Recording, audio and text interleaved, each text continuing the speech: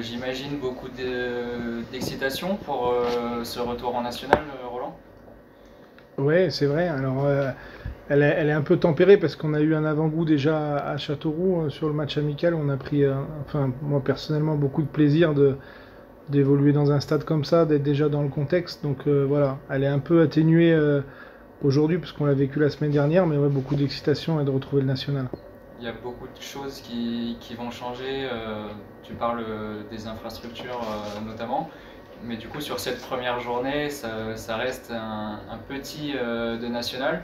C'est un peu une drôle de première journée avec l'intersaison qu'a vécu Borgo. Là, même quand on regarde, on ne connaît pas vraiment leur effectif, ce qu'ils ont fait sur leur préparation.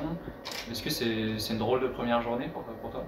Non, non, parce que moi j'ai l'habitude de surtout se concentrer sur nous et sur notre projet et sur notre façon de préparer les matchs. Après, c'est bien d'avoir quelques infos sur l'adversaire, mais c'est pas l'essentiel. Donc voilà, ce qui est plus particulier, je dirais, c'est le contexte avec un terrain synthétique et un contexte voilà différent de peut-être ce qu'on peut retrouver en national. Voilà, il y a très peu de terrains synthétiques. Donc voilà la petite particularité. Après, l'adversaire Sedan était dans les mêmes caractéristiques la saison dernière et a fait un très bon début de saison, donc je pense qu'il faut surtout pas se faire endormir par cette situation qui est peut-être plus un levier positif que négatif pour moi. Vous aussi, vous avez changé pas mal de choses cet été. Quel bilan tu tires de la préparation sur ce que tu as vu de ces nouveaux joueurs? Malheureusement, il y en a pas mal de blessés. Bah, je suis assez content de la stratégie qu'on a mis en place sur l'intersaison, voilà, de garder une ossature mais de bouger quand même les choses parce que c'était important de faire évoluer l'effectif et pas de se fermer justement avec un groupe qui avait fait la montée, au risque de fermer ce groupe-là et pas faire rentrer les joueurs extérieurs.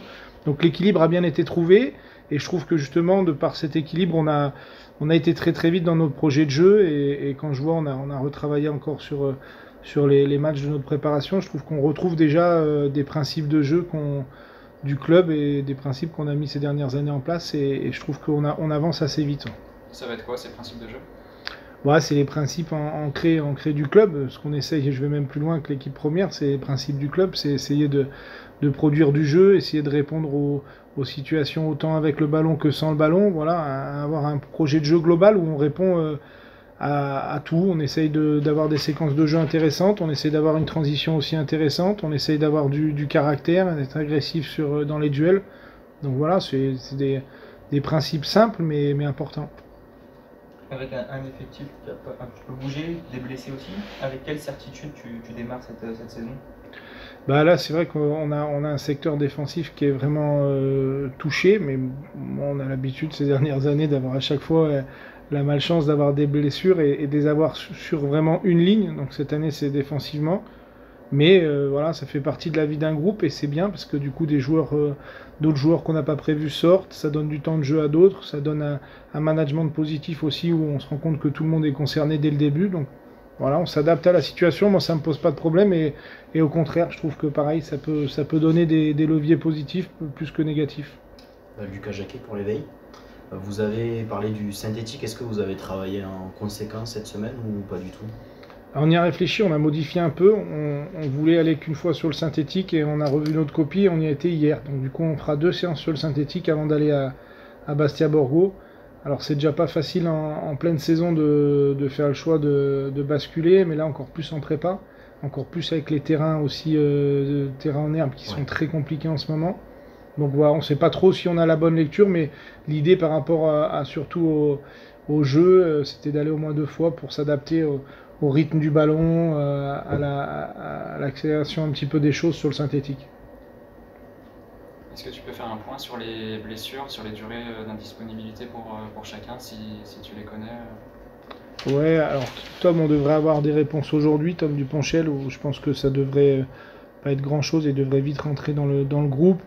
Bourama revient bien, il devrait aussi, il intègre un petit peu le groupe sur des séquences courtes.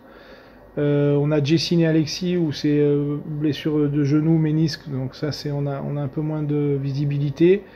Et après on a, je t'en oublie un, Marchadier et Jessine, c'est les deux que je te disais, et j'en oublie un. Alexis Manet? Mamad Ndiaye qui rentre. et Alexis Manet qui pareil lui en a un protocole sur son tendon rotulien et il devrait revenir dans les 2-3 semaines je crois. De manière globale, avec ce championnat national que vous retrouvez cette année, particulier avec beaucoup de descentes, ça change quelque chose dans l'approche du début de saison ou, Ouais, si, ça monte forcément, ça monte l'exigence et la tension dès le début. Je pense dans tous les clubs, on est tous conscients que déjà les débuts de championnat sont importants, mais là avec 6 descentes, ça va être très très important.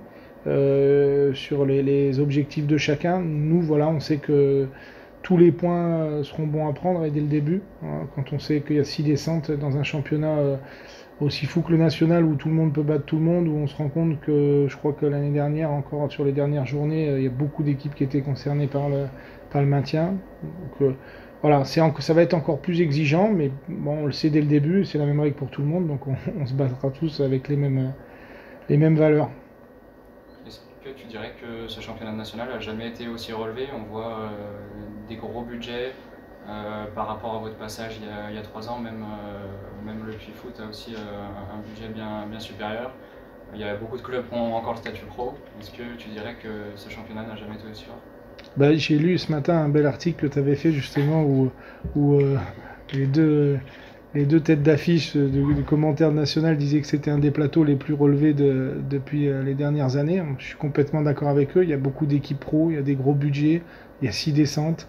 Donc je pense que se retrouver au milieu de tout ça, il va falloir vite retrouver sa place et avoir la bonne place en fin de saison, mais ça va pas être simple, ni pour ceux qui jouent la montée, et il y en a beaucoup, ni pour ceux qui joueront le maintien, et il y en aura déjà un tiers de concernés, donc ça fait un gros championnat. Sur les déplacements, donc là, ça risque d'être, si j'ai bien compris, le seul trajet en avion de la saison, c'est le déplacement.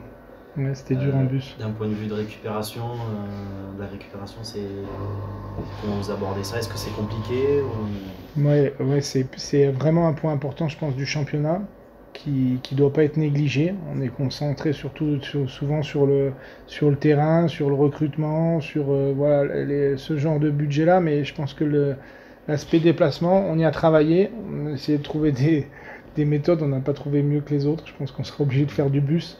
Par contre, voilà, on a essayé de travailler avec notre partenaire pour aménager un bus le plus confortable possible.